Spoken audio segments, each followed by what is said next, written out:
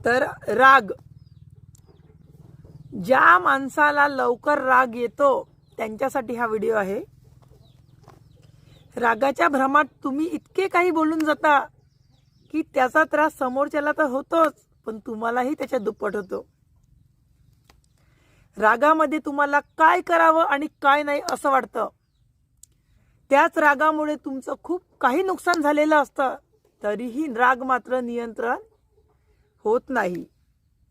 पण असं न करता राग नियंत्रण करणं हे तुमच्याच हातात आहे, कारण शेवटी तुम्ही एक माणूस आहात। राग आला की इतकं शांत होऊन जायचं किंवा कुठेही बाहेर चाललं जायचं, मोकळ्या वातावरणात बसायचं। राग कसा नियंत्रण करता येईल, त्या रागावर कसं नियंत्रण करता येईल तो विचार करायचा।